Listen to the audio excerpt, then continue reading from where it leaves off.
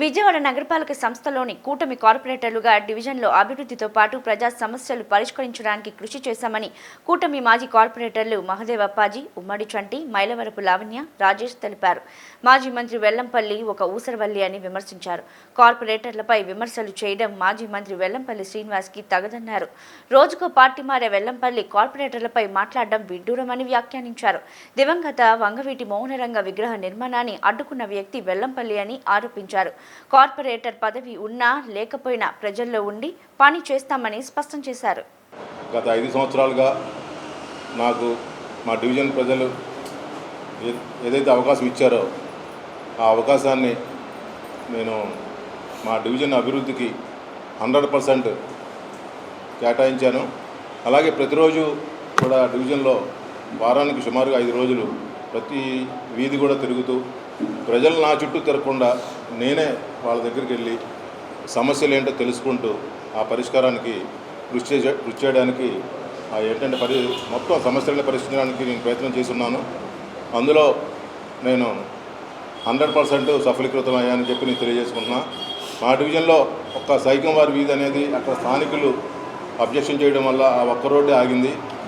అంతే తప్పితే ఇంకా డివిజన్లో ఏ సమస్య లేకుండా మొత్తం అన్ని సమస్యలు నేను మన విజయవాడ నగరపాలక సంస్థ కౌన్సిల్ సహకారంతో, అలాగే మా అధికారులు, మా కింద ఉన్న సిబ్బంది, శానిటేషన్ సిబ్బంది కానీ, ఇంజనీరింగ్ సిబ్బంది కానీ అందరి యొక్క సహకారంతో డివిజన్ నెంబర్ 1 స్థానంలో నిలపడానికి నా వంతు కృషి చేశానని చెప్పి ముందుగా తెలియపరుస్తూ, తర్వాత నేను చెప్పే ముఖ్య విషయం ఏంటంటే, మేము వైఎస్ఆర్ పార్టీ నుంచి గెలిచి అనైతికంగా, వాస్తవం చెప్తున్నాను, మేము పదవికి రాజీనామా చేయకుండా పార్టీ మారిన మాట వాస్తవం. కానీ అక్కడ మాకు ఉన్న ఇబ్బందుల వలన, అక్కడ విలువలు లేని నాయకులు ఉండడం వలన, ప్లస్ మాకు పనిచేస్తున్న సరైన గౌరవం లభించకపోవడం వల్ల మేము పార్టీ మారామని చెప్పి తెలియజేస్తున్నాం. మేము జనసేన పార్టీలో జాయిన్ అయిన తర్వాత మాకు ఇక్కడ స్థానిక ఎమ్మెల్యే శ్రీనాథ్ చౌదరి గారు కానీ, ఎంపీ కేసినేని శివనాథ్ చిన్ని గారు కానీ, అలాగే మా సామినేని ఉదయభాను గారు కానీ, ఎన్టీఆర్ జిల్లా జనసేన పార్టీ అధ్యక్షులు మరియు మా ఇతర నాయకులు అందరి సహకారంతో మా డివిజన్ అభివృద్ధి, అలాగే డివిజన్ కాకుండా కాన్స్టిట్యున్సీలో కూడా ఆ సమస్యలు మా దృష్టికి ఏదైతే వచ్చినాయో అవన్నీ ఆ సమస్యలని పరిష్కరించడానికి మేము కృషి చేశాం.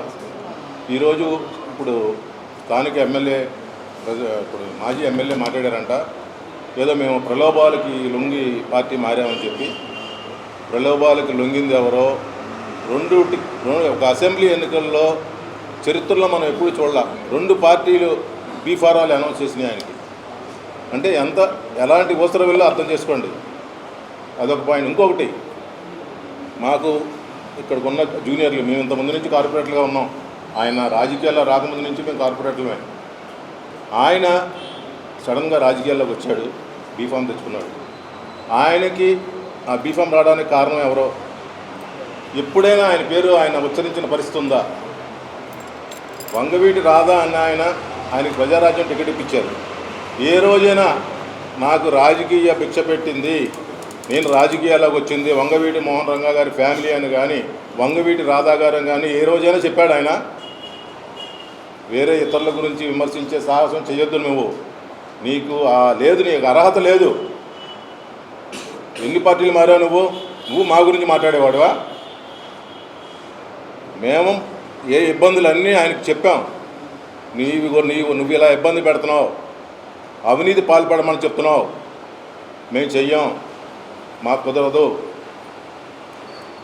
ఒక తిరుపతి లెటర్ అడిగితే వాళ్ళని తీసుకురమ్మంటారు మమ్మల్ని. ఎవరికైతే కావాలని చెప్తున్నామో ఆ మనిషిని తీసుకురావాలా? అంటే మా మీద నమ్మకం లేదు నీకు మేము ఎంత కష్టపడి పనిచేసామో నీకు తెలుసు. నీ చుట్టూ ఉన్న వాళ్ళందరికీ కూడా తెలుసు, మా కార్పొరేటర్లు అందరికీ కూడా తెలుసు. ఇప్పుడు ఇది అప్రస్తుతమైన తప్పనిసరి పరిస్థితి కాబట్టి చెప్తున్నామండి. అలాగే మేము పాలకపక్షం నుంచి కూడా ఏదైతే ఇక్కడ వైఎస్ఆర్ పార్టీ అధికారంలో ఉంది, మేము పార్టీ మారిన తర్వాత మాకు సహకారం అయితే కార్పొరేషన్ పరంగా అన్నీ ఉన్నాయి. చివరిలో మటుకు మేము పార్టీ మారిన తర్వాత వాళ్ళు మొదటి నుంచి చేస్తూనే ఉన్నదే ప్రజల యొక్క కష్టాలను తీర్చడానికి కాకుండా మనం గెలిచిన డివిజన్లోనే డెవలప్ చేయాలి. చంటి గారు మన పార్టీ కాదు, లేకపోతే ఇంకొకరు మన పార్టీ కాదు, ఆ పార్టీలు అభివృద్ధి చేయకూడదు అనే పరిస్థితి ఆ రోజు కనిపించింది. అది కూడా మేము తీవ్రంగా ఖండించాం ఆ రోజు. తప్పనిసరిగా ఎవరైతే ప్రజాప్రతినిధులుగా ఆ డివిజన్లో గెలిచారో వాళ్ళకి ప్రాముఖ్యత ఇవ్వాలని చెప్పి, వాళ్ళకి ప్రపంచం ఉండాలని చెప్పి మేము తప్పనిసరిగా ప్రోటోకాల్ పాటించాలని కూడా చెప్పిన పరిస్థితులు ఉన్నాయి. ఈ మొన్న కూడా 44వ డివిజన్లో మైలవరపు దుర్గారావు గారి వార్డులో, మైలవరపు రత్నకుమార్ గారి వార్డులో వాటర్ ట్యాంక్ పూర్తిగా శిథిలావస్థకు చేరితే వాటర్ పొల్యూషన్ అవుతుంది, ఏమైనా ప్రాణ నష్టం, ప్రజలకు ఏమైనా ఇబ్బంది కలిగితే ఎలాగంటే కేవలం పార్టీ మారామని చెప్పే ఉద్దేశంతో స్టాండింగ్ కమిటీలో 2 సార్లు కుంటి సాకులు చెప్తూ వాయిదా వేసి వెనకాతల నుంచి మొత్తం నడుపుతూ, రాజకీయాలు నడుపుతూ ఇలా ప్రజలను ఇబ్బంది పెట్టడం నిజంగా ఎటువంటి నాయకులకు చెల్లుబాటు అవుతుంది. ప్రజలకి సరిగ్గా గుణపాఠం తప్పనిసరిగా చెప్తారని చెప్పి కూడా మేము తెలియజేస్తున్నాం. అలాగే వీధులు, విగ్రహాలు పేర్లకి ఏమాత్రం అర్హత లేని వాళ్ళకి, అలాగే స్థానిక కార్పొరేటర్లు పెట్టిన వాళ్ళకి కాకుండా వేరే పేర్లు పెట్టడం, ప్రతిపక్ష కార్పొరేటర్లు పెట్టిన తిరస్కరించడం చాలా అది నిజంగా మరి ఎక్కడి నుంచి తీసుకొచ్చారో ఆనవాయితీ మాకు తెలీదు. అలాగే ముఖ్యంగా చాలా విగ్రహాలు పెట్టాం, మంచి పెద్ద పెద్ద నాయకుల విగ్రహాలు నగరంలో పెట్టారు. అలాగే రంగా గారి విగ్రహం వచ్చినప్పటికీ దాన్ని ఏంటంటే సుప్రీంకోర్టు గైడ్లైన్స్ లేకపోతే ఏదో నేషనల్ హైవే గైడ్లైన్స్ అని చెప్పి తిరస్కరించడం జరిగింది. ఇదే రోడ్ల మీద మనం ఇంకా వేరే పెద్ద నాయకుల విగ్రహాలు పెట్టాం. రంగా గారి విగ్రహం ఏంటంటే విజయవాడ నగరంలో ఆయన పుట్టి ఇక్కడ ఎంత ఆయన పేరు తెచ్చుకున్నారు, అన్ని వర్గాలకి అన్ని పార్టీలకు కూడా ఆయన ఆదర్శం. ఎవరైతే వంగవీటి మోహన్ రంగా గారి యొక్క ఆలోచనలను కానీ ఆయన పనితీరును కానీ ఆదర్శంగా తీసుకున్నాడు రాజకీయ నాయకుడే కాదు. అలా అటువంటి ఆయన విగ్రహాలు వేరే రాష్ట్రాల్లో కూడా పెట్టే పరిస్థితి ఉంటే ఇక్కడ తిరస్కరిస్తున్నారు. అంటే వైఎస్ఆర్ పార్టీ రంగా గారి విగ్రహాలకి పూర్తిగా వ్యతిరేకం అనే పరిస్థితి తీసుకొచ్చారు. అక్కడ మల్లాది విష్ణు గారు రంగా గారు ఆర్గనైజేషన్లో పుట్టి పెరిగారు. ఇక్కడ వెల్లంపల్లి శ్రీను గారు రాజకీయ భిక్ష, వంగవీటి ఫ్యామిలీ రాజకీయ భిక్ష. వంగవీటి రాధా గారు ఇస్తేనే ఈయన ఎవరో ప్రజలకి తెలిసింది, ప్రజారాజ్యం పార్టీలో గెలిచారు. అటువంటిది ఏం జరుగుతుంది, ఏం చేస్తున్నారు వీళ్ళు అర్థం కాని పరిస్థితి. తప్పనిసరిగా ప్రజలు తర్వాత గుణపాఠం చెప్తారు వీళ్ళకి. తర్వాత మేము చెప్పేది ఏంటంటే మేము పార్టీలో మారిన తర్వాత అంటే కొన్ని సమస్యలు ఇక్కడ చిన్న ఈ కాంట్రాక్టుల దగ్గర కార్పొరేషన్ల ఫండ్స్ చిన్న సమస్యలు ఉన్నాయి. కానీ మ్యాక్సిమం మాకు ఇక్కడ స్థానిక ఎమ్మెల్యే శివనాథ్ చౌదరి గారు, అలాగే ఎంపీ కేసీఆర్ శివనాథ్ చిన్ని గారు, అలాగే మాకు సామినేని ఉదయభాను గారు జనసేన పార్టీ అధ్యక్షులు ఇక్కడ మాకు పూర్తి సహకారం అందిస్తూ మా డివిజన్ని డెవలప్ చేయడానికి కానీ మా ఏదైతే అప్పటికప్పుడు ఉత్పన్నమయ్యే సమస్యలు కానీ సీఎం రిలీఫ్ ఫండ్లు కానీ ఎల్ఓసీలు కానీ మెడికల్ క్యాంపులు కానీ అన్ని రకాల కార్యక్రమాలు చేపడుతూ ఇక్కడ విజయవాడ పశ్చిమ నియోజకవర్గం వెస్ట్ అనేది మొత్తం ఆంధ్రప్రదేశ్లోనే బెస్ట్ నియోజకవర్గంగా నిలబెట్టడానికి మనం కృషి చేస్తున్న మన అందరికీ మా సహచార కార్పొరేటర్లకు కానీ మిగిలిన నాయకులు కూటమి నాయకులు అందరూ కూడా మేము ధన్యవాదాలు తెలియజేస్తూ నాకు ఓట్లేసి గెలిపించినటువంటి 49వ డివిజన్కి సంబంధించినటువంటి ప్రజలందరికీ కూడా నన్ను కులం చూడకుండా మతం చూడకుండా గెలిపించినటువంటి 49వ డివిజన్ ప్రజలందరికీ కూడా మనస్ఫూర్తిగా ధన్యవాదాలు తెలుపుకుంటున్నాను. ఈ 5 ఏళ్లలో ఏ అవకతవకలకి పాడుపడకుండా ప్రజలకి మెరుగైనటువంటి సేవలు అందించడం జరిగింది. ఈరోజు కూడా 49వ డివిజన్లో మళ్ళీ కూటమి కార్పొరేటర్గా మీరు వస్తేనే బాగుంటుంది, మీరు వస్తే మీ అందరం కూడా సహకరిస్తామని చెప్పి చెప్పుకుండే విధంగా పరిపాలన ఈ 5 సంవత్సరాల్లో ప్రజలకి అందుబాటులో ఉండి అందించడం జరిగిందని చెప్పి ఈ సందర్భంగా తెలియజేసుకుంటున్నాను. అలాగే వైఎస్ఆర్ కాంగ్రెస్ పార్టీలో గెలిచి బీజేపీలోకి వెళ్ళిపోయినటువంటి బుల్లా విజయ్ కుమార్ అని చెప్పని అన్నారు. వైఎస్ఆర్ కాంగ్రెస్ పార్టీకి ఆ రోజున బ్యానర్ కట్టేటువంటి పరిస్థితుల్లో లేదు. వంటంలో పశ్చిమ నియోజకవర్గంలో బుల్లా విజయ్ కుమార్ అనేవాడు తప్ప జల్లిఖాన్ గారి ఇంటి దగ్గర కానీ ప్రభాస్ కాలేజ్ దగ్గర కానీ వంటంలో కానీ ఎక్కడ చూస్తున్నా సరే గోళ్ల మీద రాతలు కానీ జగన్ యువసేన అని చెప్పి బుల్లా విజయ్ కుమార్ అనేవాడే వైఎస్ఆర్ కాంగ్రెస్ పార్టీకి గోడ మీద రాసిన వాడు కానీ బ్యానర్ కట్టినవాడు కానీ బుల్లా విజయ్ కుమార్ మాత్రమే. తర్వాత వచ్చినటువంటి నాయకులు అందరూ కూడా నువ్వు ఆ రోజున ఇన్ని చేస్తే మాకేంటి, ఇవాళ మాకు చేయాలి కదా అని అంటాడు. జల్లిఖాన్ గారు ఉన్నప్పుడు వైఎస్ఆర్ కాంగ్రెస్ పార్టీకి ఆ రోజున ఎవరు జెండా మోయిన పక్షంలో మేము జెండా మోసినటువంటి కార్యకర్తలం. మరి అలాంటిది ఇక్కడ వైఎస్ఆర్ కాంగ్రెస్ పార్టీ తరపు నుంచి సుజనా చౌదరి గారి మీద నిలబడినటువంటి ఆసిఫ్ అనే వ్యక్తి నా తర్వాత పార్టీలోకి వచ్చినాడు. ఏపీడీఏసీ చైర్మన్గా చేసినటువంటి బండి పుణ్యశీల గారు నా తర్వాత పార్టీలోకి వచ్చినాడు. మరి బాధ ఉండదా? అంటే నేను ఒకటే చెప్తున్నా, ఇవాళ చొక్కాలు చించుకుంటున్నటువంటి వైఎస్ఆర్ కాంగ్రెస్ పార్టీలో ఉన్న కార్యకర్తలు కానీ నాయకులు కానీ జగన్ మావాడు అని మీరు అంటున్నారు కదా, పార్టీ మాది అని రోడ్డు మీద దొలుతున్నారు. దానికంటే నేను ఎక్కువ చేశా. ఆ రోజుల్లో ప్రతి కార్యక్రమానికి బుల్లా విజయ్ కుమార్ 100 మందితో ఉండేవాడు. డబ్బు నాదే, జనాల గ్యాదరింగ్ నాదే, ఎన్నో కార్యక్రమాలు చేసాం. మరి పార్టీ మేము చాలామందిని ఇంటెలిజెన్స్ రిపోర్ట్లు తీసుకుంటున్నాము, ఐప్యాక్లు ఈ ప్యాకులు ఆ ప్యాకులు తీసుకుంటున్నాము పెట్టి మేము సర్వే చేస్తున్నామని చెప్పి అని అన్నారు కదా. మరి బుల్లా విజయ్ కుమార్ కనపడలేదా మీకు? అంటే ఎవరు డబ్బులు ఇస్తే, ఎవరు కాకపడితే, ఎవరు రికమెండేషన్ చూసుకుంటే వాళ్ళకి పదవులు ఇచ్చేస్తారా? ఇప్పుడున్నటువంటి వైఎస్ఆర్ కాంగ్రెస్ పార్టీలో నాయకులు కానీ కార్యకర్తలు కానీ అందరికీ నేను చెప్పబోయేది ఒకటే, అరే నాయనా, ఎయిర్పోర్ట్కి వెళ్ళి నాయకులను పికప్ చేసుకున్న వాళ్ళకి పదవులు వస్తాయి. నిరంతరం ఏదైతే నాయకుడు నియోజకవర్గ నాయకుడు ఉన్నాడో వాళ్ళు సంఘం ఆగుతూ ఉంటుంటే మాత్రమే పదవులు వస్తాయి. ఇది గుర్తుపెట్టుకోండి. నేను ఆ సంఘం నాకే మనిషిని మాత్రం కాదు. నేను పార్టీ కోసం కష్టపడ్డా. పార్టీ కోసం ఏ పిలిపిస్తే ఆ పిలుపు తగ్గట్టు జనాల్ని గ్యాదర్ చేశా. ఏం కావాలో చేశా. వైఎస్ఆర్ కాంగ్రెస్ పార్టీలో విజయవాడలో ఆ రోజు పశ్చిమ నియోజకవర్గంలో ఇద్దరు గెలిచాం. ఆసిఫ్, నేను. మగవాళ్ళు ఇద్దరే, 5 ఆడవాళ్ళు మా మహిళలు ఉండేవాళ్ళు. మరి అలాంటి బుల్లా విజయ్ కుమార్ ఎందుకు పార్టీ కనపడలేదో నాకు అర్థం కావట్లా. మీరందరూ గమనించండి, వైఎస్ఆర్ కాంగ్రెస్ పార్టీ ఎప్పుడు కూడా ఎవరైతే బ్యాగులు మోసేవాళ్ళు, ఎవరైతే సంఘం నాకేవాళ్ళు ఉంటారో వాళ్ళకు మాత్రమే పదవులు వస్తాయని చెప్పి ఈ సందర్భంగా తెలియజేసుకుంటూ, నాకు 5 సంవత్సరాలు ఆ రోజున జగన్మోహన్ రెడ్డి గారు నాకు టికెట్ ఇవ్వమని చెప్పి చెప్పడం జరిగింది. వెల్లంపల్లి శ్రీనివాసరావు గారు టికెట్ ఇక్కడ ఇన్ఛార్జిగా బీఫార్మ్ ఇవ్వడం జరిగింది.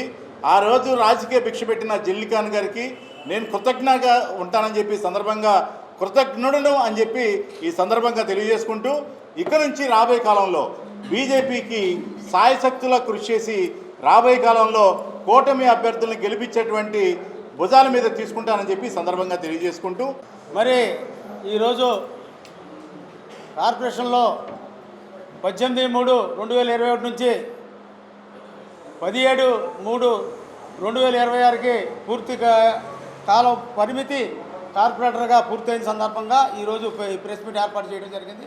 విజయవాడ నగర ప్రజలందరూ కూడా ఒకే మాట చెప్తా ఉన్నాం, ప్రతి డివిజన్లో కార్పొరేటర్లు తిరుగుతూ ఉంటారు, కూటమి కార్పొరేటర్లు. మీరు ఏ సమస్య వచ్చినా ఇదివరకు ఎట్లా చెప్పారో అట్లా చెప్పండి, మీ సమస్యను పరిష్కరించే దశగా ముందుకు తీసుకెళ్తారు. రెండోది ఏంటంటే, మీకు కార్పొరేటర్లు అందుబాటులో లేకపోతే పశ్చిమ నియోజకవర్గంలో బీజేపీ ఆఫీసు, ఎమ్మెల్యే గారి ఆఫీస్ ఉంది. అదేవిధంగా సెంట్రల్ నియోజకవర్గంలో బోండా ఉమా గారి ఆఫీస్ ఉంది. లేకపోతే సర్కిల్ 3లో మరి గద్దె రామ్మోహన్ ఆఫీస్ కూడా ఉంటాయని, అవసరమైతే అక్కడికి వెళ్తే ఎన్డీఏ కూటమి ప్రజల కోసం పుట్టినటువంటి ఎన్డీఏ కూటమి, ఇది ప్రజలకి దగ్గరగా ఉన్నటువంటి పార్టీలు మరి ఎన్డీఏ కూటమి అని చంద్రబాబు నాయకత్వంలో ముందుకెళ్తూ ఉన్నాయి. అదేవిధంగా కూడా ఇవాళ కార్పొరేటర్గా నేను వంటల్లో మరి నేను గెలవడం జరిగింది. గెలిచిన తర్వాత నేను పడ్డ ఇబ్బందులు మరి ఎందుకంటే అతను మంత్రి అయిన తర్వాత ఎవరి మీద టార్గెట్ పెట్టాలో, ఎవరి మీద ఫోకస్ పెట్టాలంటే గెలిచిన నేను ఎక్కడా కనపడుతున్నాను, ఎదురు బొదురు ఇల్లు కనపడుతున్నాను. నన్ను ఎన్నో ఇబ్బందులు పెట్టారు. ఇక రకరకాల ఇబ్బందులు అన్నీ చెప్పుకోవడం కూడా అనవసరం. మరి ఆ ఇబ్బందులు కూడా తట్టుకొని ఇవాళ ఎన్డీఏ కూటమి వచ్చేదాకా నన్ను పార్టీ మారమని కూడా ఒత్తిడి చేశారు. డివిజన్లో పని చేయనన్నారు. సరే చేయకపోతే ఏమైతే నా ఎన్డీఏ కూటమి వస్తుంది రాబోయే రోజుల్లో అని చెప్పడం కూడా జరిగింది. నన్ను అడిగితే నేను ఒకటే చెప్పా, ఆయన కూడా డైరెక్ట్గా అడిగాను, రా నీకు మంచి పార్టీ వైసీపీ అన్నాడు. నాకు నచ్చిన పార్టీ తెలుగుదేశం. నేను తెలుగుదేశంలో ఊపిరి ఉన్నంతకాలం తెలుగుదేశం పార్టీలో ఉంటాను అని చెప్పడం జరిగింది. అదేవిధంగా కూడా మరి ఎన్నో బాధలు పెట్టినా కానీ మరి తెలుగుదేశం పార్టీ ఎన్డీఏ కూటమి అమ్మవారి ఆశీస్సులతో మరి ఎన్డీఏ కూటమి రావడం, ఇవాళ డివిజన్లో పనులు జరుగుతూ ఉన్నాయి నాకు. మరి ఎన్డీఏ కూటమి వచ్చిన తర్వాత అంతకుముందు అయితే పనులు చేయను అన్నాడు, చెప్పేశారు. పార్టీ మారితే పని చేస్తా, లేకపోతే లేదు. ఏంటంటే ఇంటి పన్నులు కట్టే జనం కడుతుంటే గెలిచిన వాళ్ళకి ఇవ్వాలి కదా. ఆయన పరిస్థితి అది. పల్లి ఎల్లంపల్లి ఊసరవల్లి. మరి ఆయన మాట్లాడకూడదు ఇవన్నీ. సరే, అదేవిధంగా కూడా ఇవాళ అతని గురించి ఎక్కువ మాట్లాడడం కూడా అనవసరం. ఎందుకంటే అతని పరిస్థితి అయిపోయింది. రెండోది ఏంటంటే ఇవాళ కూటమి ప్రభుత్వం అందుబాటులో ఉంది, ప్రజలకు అందుబాటులో ఉంటుందని మరి ఎన్నో పార్టీలు ఇప్పటికే అవకాశం ఉంటే మారిపోతాడు ఆయన, ఇబ్బంది ఏం లేదు. అక్కడ అవకాశాలే ఓట్ల ఇస్తే మాత్రం ఖచ్చితంగా మారతాడు. ఎందుకంటే మనం చూసాం కళ్ళ ముందు ఎన్నో పార్టీలు మారాడు. ఆ రోజు కూడా గొడవ అదే, నాకు ఆయనకి గొడవ కూడా అదే. పార్టీలో అన్ని పార్టీలు మారిన వాళ్ళు నువ్వు ప్రోటోకాల్ పాటించడం తెలియదు అన్నందుకు నా మీద ఎగబడిపోయారు. ఇక అందరూ కలిసి రంకిలేశారు. సరే ఏవైతేలే కానీ ఇప్పుడు ప్రతి మనిషికి కూడా ఒక రోజు అనేది ఒకటి వస్తుంది. సరే అది ఒక భాగం అనే. రెండోది ఏంటంటే అధికారం అనేది శాశ్వతం కాదు. రెండోది ఏంటంటే మాజీ అనేది శాశ్వతం, అది గుర్తుపెట్టుకోమని చెప్పాను ఆయనకి. మాజీ అనేది శాశ్వతం. ఇప్పుడు ఉన్న నిన్నదా కార్పొరేటర్లు ఇప్పుడు మాజీ కార్పొరేటర్ అంటారు. ఇది ఖచ్చితం. ఎవరికైనా సరే రాజకీయ నాయకుడికి కానీ ఎంప్లాయీస్కి కానీ ఉద్యోగస్తుడికి కానీ మాజీ అనేది శాశ్వతం అనేది గుర్తుపెట్టుకొని మనం అధికారంలో ఉన్నప్పుడు నడవాల్సిన అవసరం మన మీద ఎంతైనా ఉందని సందర్భం కూడా తెలియజేస్తూ, అదేవిధంగా కూడా ఇవాళ మేమందరం కూడా ప్రతిరోజు కూడా డివిజన్లో తిరుగుతాం, అందుబాటులో ఉంటాం ప్రజలకి. మరి ఎందుకంటే ఎన్డీఏ కూటమి ఒక ముఖ్య ఉద్దేశం ఏంటంటే ప్రజల వద్దకి పాలనలాగా మరి ప్రజలందరి దగ్గరికి కూడా మనం రోజు వెళ్ళాల్సిన బాధ్యత మన మీద ఉంది. లేకపోతే పార్టీ కూడా ఊరుకోదు. అది అని ఈ సందర్భంగా కూడా తెలియజేస్తాం. ఈరోజు 5 సంవత్సరాలు పూర్తి చేసుకొని కార్పొరేటర్గా ఈరోజు ఎక్స్ కార్పొరేటర్ అయ్యాం. ముందుగా మమ్మల్ని నమ్మి సీట్ ఇచ్చి గెలిపించిన పెద్దలందరికీ కూడా ధన్యవాదాలు. అలాగే ప్రజల సమస్యల కోసం మేము పార్టీలు మారడం కానీ వాళ్ళందరికీ ఎందుకంటే మేము ఒక మంచి చేస్తామని చెప్పి ముందుకొచ్చి ఆ రోజు గెలిపించారు మమ్మల్ని నమ్మి. మా కాల పరిమితి ఉన్నది, వాళ్ళందరికీ కూడా మంచి చేయాలనే దీని మీదే పార్టీలు మారడం కానీ అలాగే ప్రతి ఒక్కటి కూడా చేసుకుంటూ వచ్చాం. అలాగే 51వ డివిజన్లో మా డివిజన్ నుంచి మ్యాక్సిమం డెవలప్మెంట్స్ చేసుకుంటూ రోడ్లు కానీ అన్నీ చేసుకుంటూ వచ్చాం. కానీ చిన్న చిటికి పనులు అయితే పూర్తి కాలేదు. అది ఎందువలనంటే కొండ ప్రాంతంలో చేయడం అనేది చాలా కష్టమైన పరిస్థితులు. డ్రైన్లు, మెట్లు అనేది చిన్న మెట్లు, చిన్న కాలువలు ఉండడం వల్ల, ఎందుకంటే కాలకృత్యాలు డైలీ చేయాల్సిన పరిస్థితుల్లో అక్కడ ఎంత చేసినా కానీ అది పోవడం అంటూ అలా జరుగుతూ ఉంటుంది. అలాంటి ప్లేసుల్లో కొన్ని డెవలప్మెంట్స్ అనేది కొద్దిగా పూర్తి కాలేదు.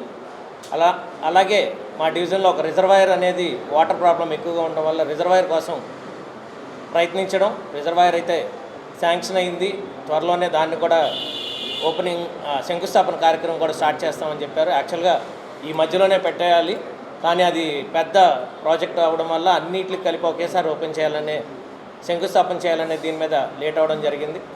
అలాగా నన్ను నమ్మి గెలిపించిన 51వ డివిజన్ ప్రజానికానికి అందరికీ కూడా పేరున ప్రతి ఒక్కరికి కూడా ధన్యవాదాలు తెలియపరచుకుంటున్నా. అందరికీ నమస్కారం అండి. నేను మైలవత్ మాదిరి లావణ్య 45వ డివిజన్ కార్పొరేటర్గా చేస్తున్నాను. 2021 నుంచి 26 వరకు ప్రజలు ఏ రకంగా నాకు ఒక అవకాశం ఇచ్చి కార్పొరేటర్గా ఎన్నికల్లో నన్ను గెలిపించారో వాళ్ళకి కృతజ్ఞతగా వాళ్ళకి డివిజన్ యొక్క అభివృద్ధిని అయిపోయే పరిమిత కాలంలో వాళ్ళకి అందజేయడం అనేది జరిగింది. నాకు అప్పుడు ఈ రాజకీయాల్లోకి తీసుకొని వచ్చిన జలీల్ గారు కానీ ఎంపీ అప్పుడు కేసినేని నాని గారికి కానీ ధన్యవాదాలు తెలుపుకుంటున్నాము. అదేవిధంగా ఆ యొక్క సపోర్ట్ని ఇప్పుడు కూడా మాకు కొనసాగిస్తున్న మా ఎమ్మెల్యే సుజనా చౌదరి గారికి, కేసినేని చిన్ని గారికి కూడా కృతజ్ఞతలు తెలుపుకుంటున్నామండి. అప్పుడు 15 సంవత్సరాల వరకు కూడా అక్కడ టీడీపీ జెండా ఎగరిన ఒక ప్రదేశంలోకి యూత్లోంచి తీసుకొని వచ్చి అక్కడ నిలబెట్టడం, రాజకీయ అవగాహన లేని వ్యక్తిని అవకాశం ఇచ్చి అక్కడ నిలబెట్టడం అనేది చేయడం జరిగింది. దాన్ని ఉపయోగించుకొని ప్రజలకు ఏ రకంగా అయితే సేవ చేయాలి, ప్రజలకి అప్పటి వరకు నాన్నగారు చేసిన అభివృద్ధి, ఒక అఫీషియల్ పదవి లేకుండా చేసిన అభివృద్ధిని అఫీషియల్ పదవిలో ఉండి నేను కొనసాగించడం జరిగింది.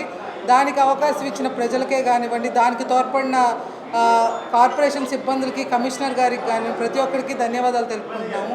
అప్పుడు అందరికి కూడా తెలిసిందే టీడీపీ నుంచి వైసీపీకి వెళ్ళడం అనేది జరిగింది. ఎందుకంటే కొంతమంది కార్పొరేటర్లు ముందుగా చెప్పుకున్నారు వాళ్ళ పడ్డ ఇబ్బందులు ఎలా ఉన్నాయి ఏంటో అని చెప్పేసి. సీనియర్స్ ఉన్న టైంలోనే అంత ఇబ్బందిని చేస్తున్నారు. కాకపోతే ఇంకా మేము డివిజన్ యొక్క అభివృద్ధిని పెట్టుకున్నాం. ఎందుకంటే అది కొండ ప్రాంతం, అంతేకాకుండా బుడమేరు ఉన్న ప్రాంతం కాబట్టి ప్రజలకు ఇంప్రూవ్మెంట్, డెవలప్మెంట్ చూపించకుండా ఉంటే మనం గెలిచినా సరే ప్రజలు ఏవైతే కోరుకుంటున్నారో మన దగ్గర నుంచి అభివృద్ధి వాళ్ళకి అందించలేము అన్న ఒక కారణంతో మాత్రమే అది పార్టీ అనేది మారడం జరిగింది. పార్టీ మారినా సరే ప్రజలకి ఏ రకంగా అందిస్తామన్నామో డివిజన్లో 100% అభివృద్ధిని అనేది చేయడం జరిగింది. ఈరోజు మనం చూసుకుంటే చిన్న వర్షంపాటి ఉన్నా సరే మునిగిపోయే రోటరీ నగర్ కానివ్వండి, అక్కడ సితారా కబేళా ఏరియాలే కానివ్వండి, ఈరోజు చూస్తే ఎంత పెద్ద వర్షమైనా సరే మొన్న బుడమేరును తట్టుకొని నుంచుంది అంటే కారణం మేము వచ్చిన వెంటనే తీసుకున్న కొన్ని మెజర్స్. అవి వచ్చిన వెంటనే కాల పరిమితిలోనే మేము అవి కొన్ని ఏమేమి అభివృద్ధి పనులు చేస్తే రేపు ఫ్యూచర్లో ఒక సమస్యని ఎదుర్కోవడానికి డివిజన్ నుంచుంటుంది అని చెప్పి అలాంటివన్నీ కూడా ముందుగా డిసైడ్ అయ్యి అవన్నీ కూడా పనులు గెలిచిన వెంటనే మొదలు పెట్టడం జరిగింది. అందువలన చాలా వరకు డివిజన్ అనేది బుడమేరు సమస్య ఆ టైంలో కూడా తట్టుకొని నుంచుంది. అంటే ప్రజలకి మాకు ఇచ్చిన అవకాశాన్ని మేము వినియోగించుకొని తక్షణమే మేము తీసుకున్న కొన్ని డెసిషన్స్, దానికి తోడ్పడిన కార్పొరేషన్ అధికారులు కానివ్వండి, కమిషనర్ గారు కానివ్వండి, అప్పుడు అంతేకాకుండా మాకు అప్పుడు సాయంగా ఉన్న మన గవర్నమెంట్ ఎన్డీఏ గవర్నమెంట్ మా అదృష్టం కొలది మా గవర్నమెంట్ అనేది ఆ టైంలో ఉంది.